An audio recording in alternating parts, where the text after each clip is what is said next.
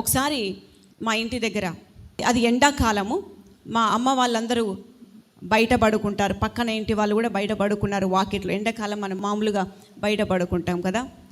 అయితే ఆ రోజు బయట పడుకున్నారు. కొంచెం చినుకులు వచ్చేసరికి మళ్ళీ మా అమ్మ వాళ్ళు లోపలికి వెళ్ళి పడుకున్నారు. పక్కన వాళ్ళు అయితే మరి అలాగే బయటే పడుకున్నారు. ఆ టైంలో మా వాకిట్లో ఆటో ఉంది. అయితే ఒక వ్యక్తి వచ్చి ఆటోలో పడుకున్నాడంట. మా నాన్నగారు కొంచెం బయటకు వచ్చి చూసేసరికి ఆ ఆటోలో ఒక వ్యక్తి పడుకొని ఉన్నారు. ఇతను మరి రాత్రిపూట వచ్చి పడుకున్నాడంటే మరి ఇతను ఎవరో తెలియదు, ఖచ్చితంగా దొంగే అని మనం అనుకుంటాం. పక్కన వాళ్ళ సహాయం తీసుకొని వాళ్ళు కూడా బయటకు వచ్చినప్పుడు చూసినప్పుడు ఆ వ్యక్తి ఎవరో వాళ్ళకి అర్థం కావట్లేదు.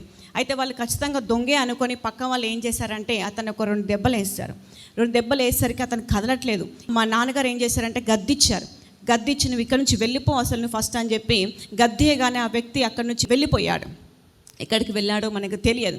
అయితే తెల్లవారుజామున అయిన తర్వాత ఆ వ్యక్తికి సంబంధించిన ప్రజలు, అంటే మా కాలనీలో ఉన్నటువంటి కొంతమంది మనుషులు మా ఇంటి మీదకి వచ్చి, నిన్నటి రాత్రి మా బాబు మీ ఇంటికి వచ్చి మీ ఆటోలో పడుకున్నాడని తెలిసింది, మీరు అతన్ని కొట్టి తరిమి పంపించారనే విషయం మాకు తెలిసింది.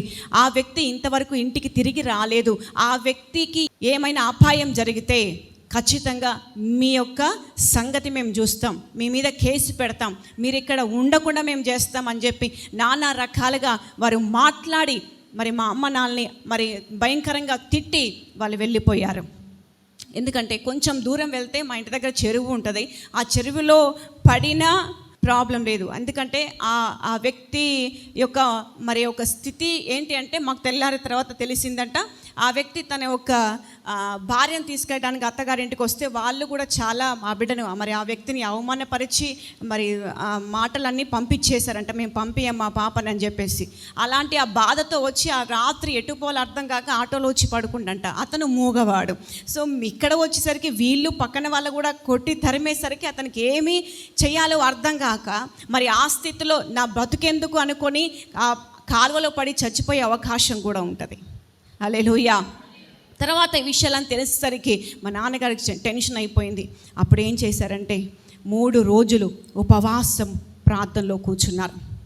3 రోజులు రాత్రింపగలు ఆయన ప్రార్థన చేస్తూనే ఉన్నారు. మోకాలు వేసి కన్నీరు కార్చి చేతులు పైకెత్తి, ప్రభువా నాకు సహాయం చేయండి, నేను ఇప్పుడు కష్టంలో ఉన్నాను, నన్ను ఆదుకోండి, నా పక్షంన మాట్లాడేవారు ఎవరు లేరు ప్రభువా, నీవే నా పక్షంగా నిలబడువాడవు, నీవే నా పక్షంగా వ్యాజ్యమాడువాడవు, నాకు సహాయం చేయండి, న్యాయం చేయండి. నేనైతే ఆ వ్యక్తిని ఏమనలేదు, కొట్టలేదు, కాబట్టి నా యొక్క హృదయాన్ని చూసి నాకు సహాయం చేయండి అని ప్రార్థన చేశారు.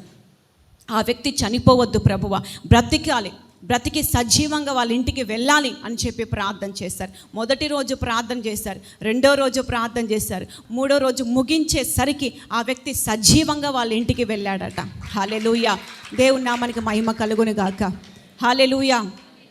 ఇప్పుడు ఆ వ్యక్తులు అన్నారు, నువ్వు చనిపోయావు అనుకున్నాం మేము, కానీ నువ్వు ఎట్లా తిరిగి వచ్చావో మాకు అర్థం కావట్లేదు. ఎందుకంటే 3 రోజులు నువ్వు కనబడకపోయేసరికి ఏ చెరువులో నువ్వు పడి నువ్వు చనిపోయావు అనుకున్నాం మేము, లేకపోతే ఏదైనా యాక్సిడెంట్ అయిందా అని అనుకున్నాం మేము, కానీ నువ్వు తిరిగి సంతోషంగా మరి జీవంతో నువ్వు ఇంటికి వచ్చావంటే ఇది మాకు ఆశ్చర్యం కలుగుతుందన్నారు. హల్లెలూయా.